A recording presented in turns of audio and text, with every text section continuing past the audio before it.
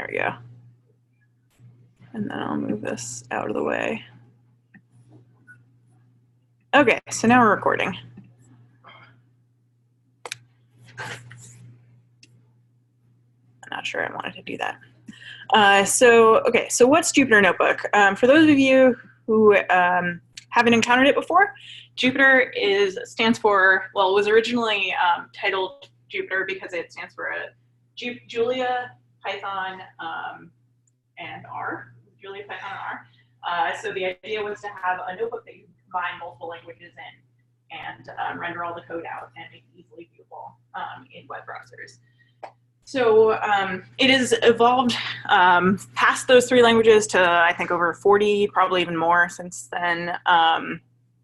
But I primarily use it in Python or in using like bash commands in it, or sometimes with R plotting. So it's most useful when you want to build a record of kind of a new analysis you're running, or share some code, some plots with a collaborator or something like that. So I wanted to just come over here and look at Notebook Viewer, which is a way to share notebooks. And there's some interesting, actually, the one I want to look at is the gallery of interesting Jupyter notebooks. So that's in there if you want to click on it.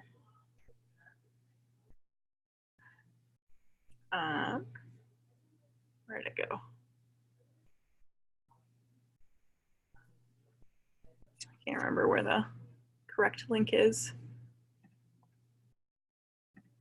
Okay.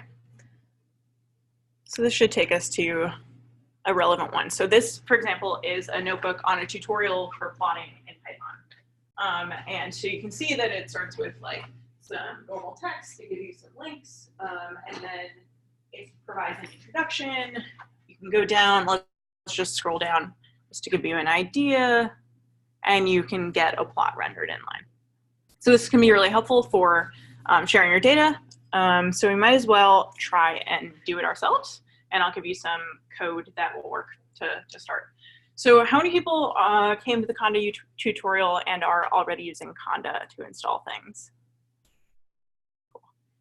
If not, and you would like to install this, I would highly recommend doing Conda. And there's a command down here for installing with Conda. If you don't yet have Conda, I've put a link right here for mini Conda installation. So sometimes you can install Conda in 2 different versions, a couple different versions. Mini Conda is like a minimal version that only comes with a few things, and you can install more later. And Anaconda comes with a lot more scientific Python packages that are useful most of the time, but you can always install those on demand. So I just start with the minimal and then install anything that I need later. Any questions thus far? Thoughts about what this might do? Okay.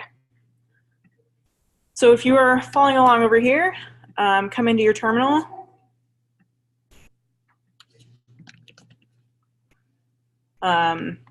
And you can type that Conda install Jupyter. You can do this in your base environment. If you're familiar with Conda environments, you can put this in an environment, but since I use it so widely in all of my different analyses, I just have it in my base environment.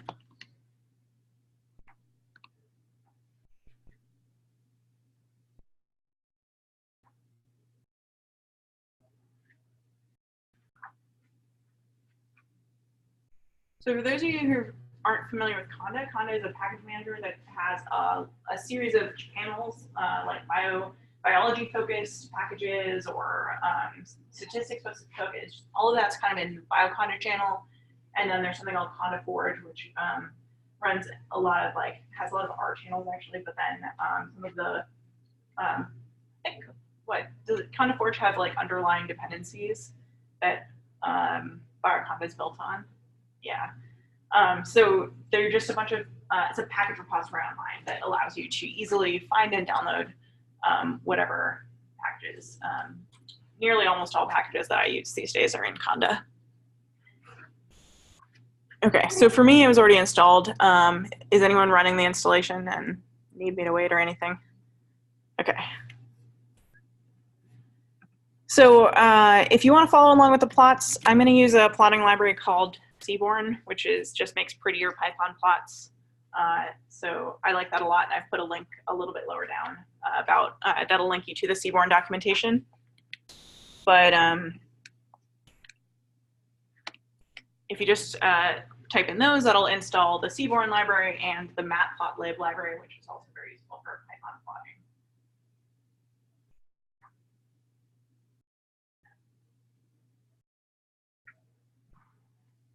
So mine will say already installed because I already had them, but yours should probably come down with a bunch of packages that need to be installed.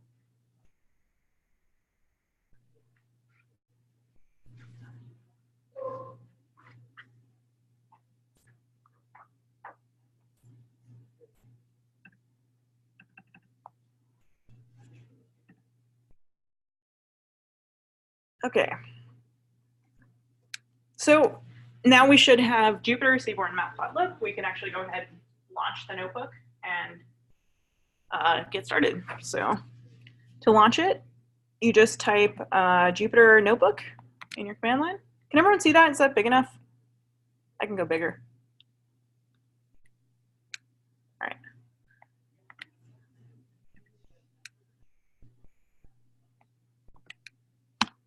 So if you type Jupyter Notebook in your command line, you should get a pop-up over here in your web browser. And Notebook is showing up. It is, importantly, it is running on your computer, and that's what's happening over here in your terminal. But it's showing up in your web browser. You can see that the website isn't anything you would find online. It's your local host. But it is rendering everything, and now you can make new notebooks in this like desktop home area. Anyone having trouble getting to this point? Or did anyone see like, so sometimes the new installations are asking for passwords. So if that happens to you, I have a little note in there for how to get around that problem.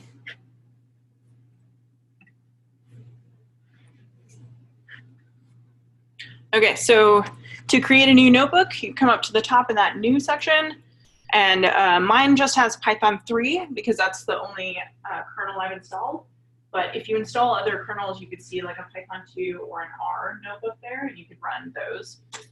But I think everyone should be able to run a Python 2 or 3, depending on what version of Python they have installed. So if you click that, you will start to see this untitled new notebook.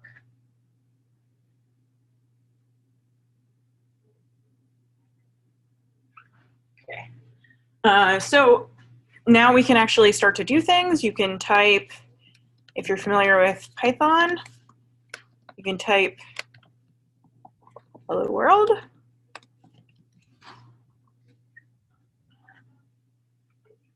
So the colors around the boxes I recently learned are interesting. So the green indicates that I'm editing that block right now. So I'm still editing it. If I want to execute to run that code, I type a Shift-Enter. And you can see the green box then move down to that extra cell that showed up after it executed. You can do other normal Python things in here too. So you can do some math.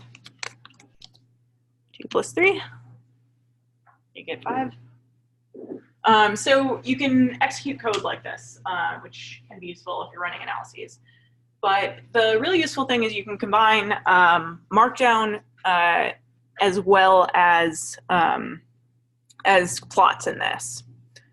So I'm going to pull this out a little bit to the side.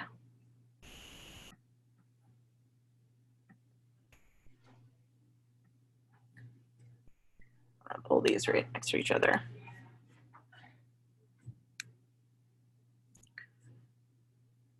So I have some text in here that shows you, kind of indicates the different things you can do with Markdown. So if you type this is a header, for example, and you execute, that's not going to do anything. It's going to show up as a piece of code, right? Because that's how you would type a comment. But if you click on the cell again and go up here, I'll make that a little bigger, go up here to cell type, you can see that there's a couple different cell types you can change to.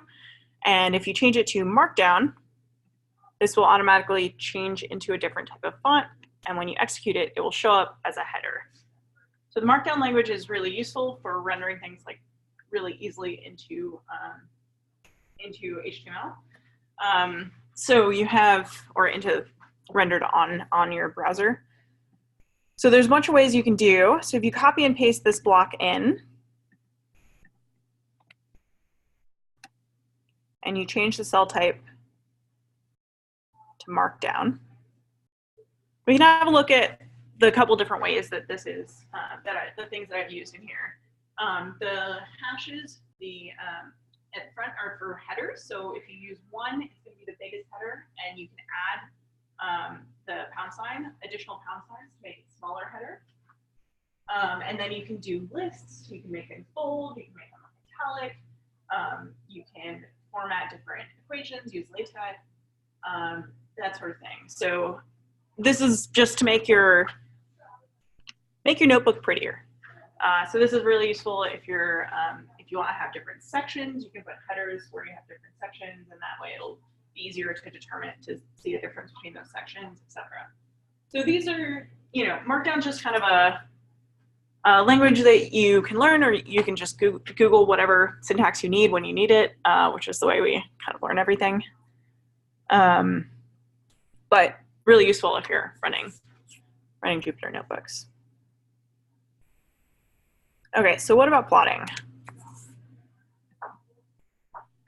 In this case, I've kind of just written in I copied a plot from an online repository.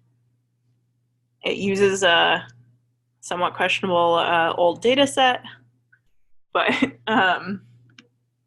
so we can take the plotting code and we can try and execute it.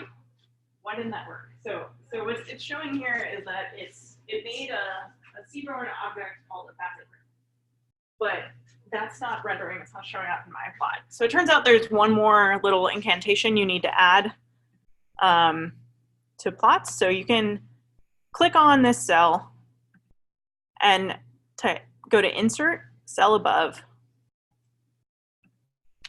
I'm going to type matplotlib inline.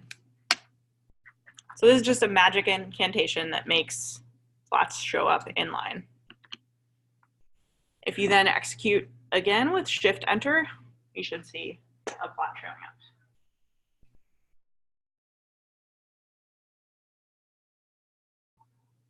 You can put, you can use any plot library here. Like if you want to use interactive plots with Plotly, there are ways to do it in Jupyter Notebooks, all sorts of things like that. You can just do basic matplotlib plots, or if you're using an R kernel, you can run ggplot2. The key thing is that you're able to render a notebook with like the code right there and the graph. So this is really useful if you're plotting in Python and you want to, say, interactively change your plot and work on your data, kind of like you would do in RStudio if anyone. Cool. Any questions? Yeah? So do you need that line every time you make a plot, or just once? No, you just run it once for the notebook and it's good to go, but you need it in every notebook, unless there's a way. So one thing I actually didn't put in the tutorial, but is pretty cool, is you can actually run bash commands in here. You usually just have to write an exclamation point before your singular bash command. So in this case, pwd to print my working directory. I can execute that, and it will tell you what my folder is that I'm working in right now. If you have a whole bunch of bash code you want to run, you can actually turn the entire cell into a bash command, a bash cell. I can't remember if there's a space there or not, so we'll find out. Nope, there's a space. In this case, you can, so the %% bash turns the whole cell into a bash cell. It's going to interpret everything that I write in there as bash, whereas the exclamation point just does a single line. cell that you ran to use that plot? No, because that was written in Python, and the kernel that I'm running is Python 3. So that is one way. You can use like R and Python in the same notebook, and that you would have to do like a %R. But that only works if you've installed something called RPy2. So it's like a little more complicated to do other languages, but Bash is really simple. You pick just a default. Yeah, so you pick a default kernel for what you're like going to be running most of your stuff in, and then you can run some Bash, or like if you want to investigate how to get R working with it, then you like take the time to go do that. So when you run Bash code in your notebook, do you switch command environments in between? No. So it doesn't work well to CD in the notebook or to switch conda environments, as far as I know. I've had trouble with that. So the way that I typically do it, if I have conda things I'd like installed, is I enter into the conda environment first, then I run a Jupyter notebook from there, and then you have access to everything that you have installed in your environment in that notebook, and then you just work within that environment, and then you make a new notebook for your other environments. Yeah. Unless Luis has other things that he does. Yeah, usually something that I do with Jupyter notebooks is that they're very good for exploring stuff, for plotting and then figuring out how things work. Then once you figure out stuff works, you go into snake make or write a script or something. Yeah. That manages the complexity, and you keep the notebook kind of clean. Yeah. Tidy to present the information. That's actually a really good segue, because it is really good to present information, but you have to be careful about when you change code, because so in here you see these numbers on the out. Those are that's the order I ran the cells in. But I can go back up to the top and rerun this one, for example. And now that's cell 10, right? So I haven't run it in order. That doesn't matter with Hello World. But if I were to change, like I could go in here and switch the width and length here. So I've now like inverted the X and Y axes on this plot. And that's fine as long as I like rerun that code after to render the plot. But you gotta be careful if you have things that depend on early things in your notebook and you run the whole thing and then you change something that's at the top, it becomes not very clear what exact code you use to get to the bottom. So I'd say you have to be very careful about like making sure that you rerun the entire notebook before and then publish it, print it out to an HTML or whatever before you share it, to make sure that it's exactly, you haven't like inadvertently changed something that that you don't want to have. So usually I'll use notebooks to test, and I'll mess with the code.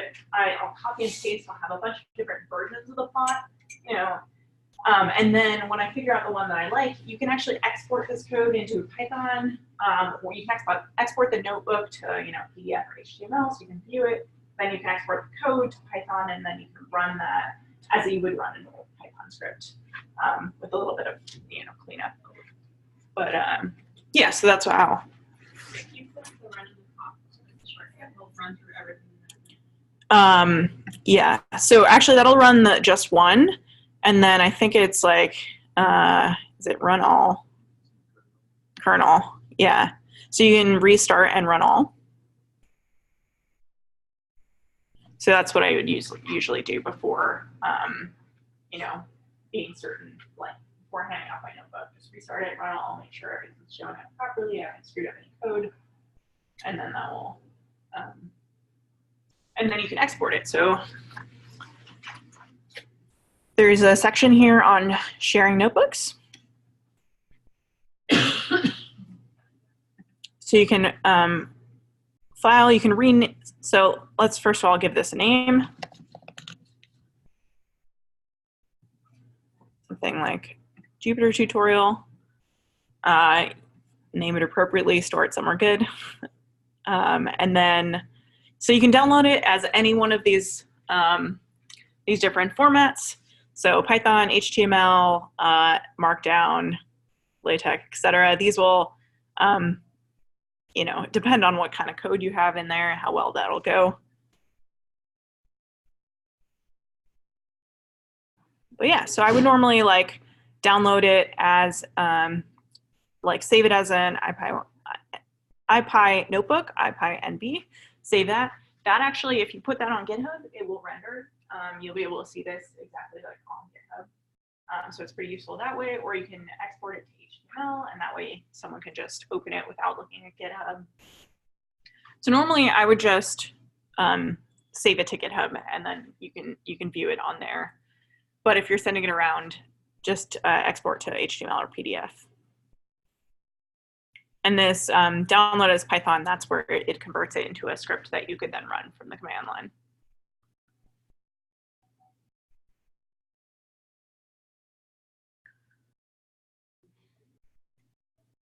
All right, so I just added a few more tips and tricks at the bottom that I'm actually pretty new to. But it turns out there's a command mode and an editing mode. So command is when your cell is blue there, like I've just had it highlighted, and editing it turns green. And you can click in here and use, so if I'm editing, it's not gonna work. But if I type escape, and then I type A, it'll add a cell above, or type B to add a cell below. So there's just a bunch of command line. If you end up using this a lot, or there's a bunch of keyboard shortcuts that if you end up using this a lot will be useful to you. And if not, I honestly don't know most of these, and I just use the menus at the top. So it works perfectly fine. I just wanted to put them up there in case you wanted to see. Okay. Other questions on Jupyter Notebook? So can I only see the figures? What? Only see the figure. What about the figure? This figure? Mhm. So can I only see this figure, not the whole?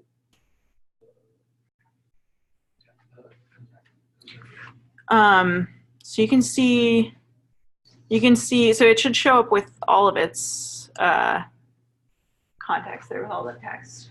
Sorry, I'm Is there a way to export like a JPEG or just the figure? Oh, so I would just save it as normal. So like save it as like a PNG, so you get a file name and save it. Yeah, you can right click on the figure and save it, or you can use, like, because this is Python, you can use the matplotlib command to save Oh, yeah. the figure. Save Like image on the as. Python script. Yeah. So yeah, there's save image as, and then I assume it would tell me, yeah.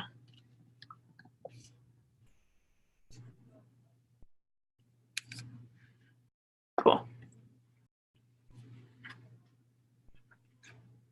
Other questions? Can you run this from the web page? Yes, it's a little more complicated to set it up. I don't know, are there Jupyter like servers set up on? So here you see that there is one deployment of Jupyter Hub, which is something that you can use to run, like it's kind of associated with Farm, that cluster, but they will manage the Jupyter notebook installation for you. You can also do on many other places. So like, but usually what I do is that I log into a cluster of a computer. I start running Jupyter notebook there, and then the trick that you need to do is that you need to connect through SSH and redirect a port to be able to access on your computer. I can show later before interested in doing that, because nowadays Jupyter has better security than it used to have. Like in the beginning, Yeah. you could start something on a cloud instance, for example, and access through the cloud address, but there was no password nor anything. So any person that had the link could access the Jupyter notebook. That was quite bad. But nowadays it's like security is way better. So. But there are ways of like starting and running. Yeah. Cool. I just have a broad question. How, like, what are the differences between this and R Markdown? Yeah. And which ones do you find useful for? So you can actually now render R Markdown in Jupyter Notebooks. I would say R Markdown is super useful, especially if you like RStudio as an interface.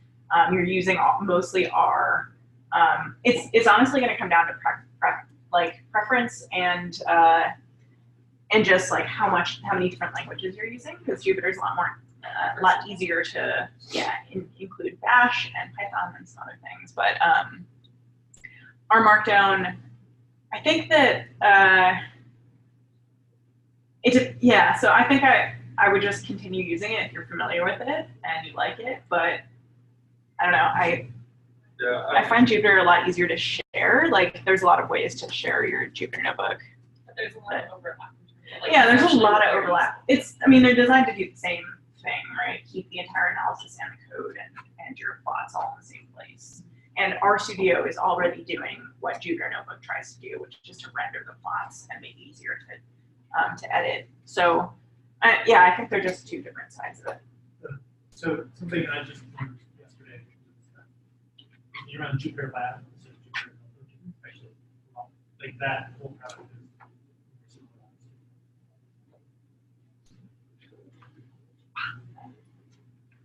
But yeah, I guess it boils down to like what's your preference. RStudio interfaces. I don't do much R, so I don't go for RStudio and R Markdown. I find that it's a little simpler to get into Jupyter Notebook, because R Markdown you need to remember to label your code blocks and label, there are just a lot of little incantations you need to remember to get the R Markdown to be properly formatted and like hide or show code blocks, and that makes it super powerful. But it's just like for people who want to just start like seeing their code show up and then printing a notebook, I find Jupyter easier to get into. Is there a text editor friendly format to Jupyter Notebook? Can you edit this? I guess I was reminded by what you were just saying about R Markdown. Can you just edit this in text? Sort of, kind of. Because the Jupyter Notebook, the format is kind of a JSON file that's very hard to edit on a text editor. But there is a project called Jupytext that kind of looks more like R Markdown that you can edit on your text editor that converts all the way in. And then I think it's pretty useful also. Okay, I haven't used that yet, but.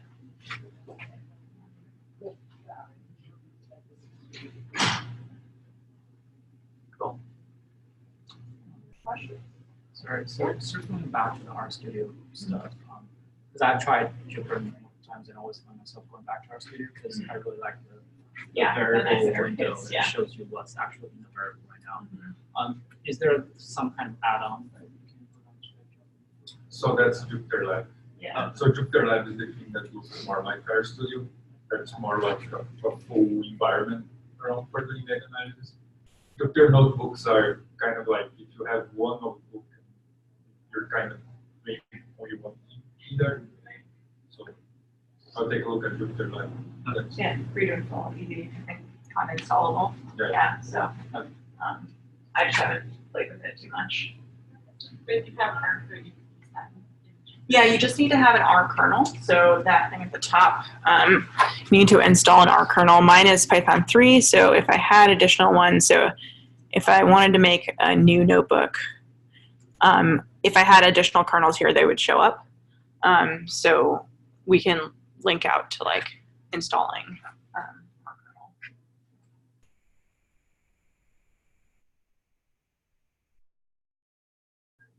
Cool.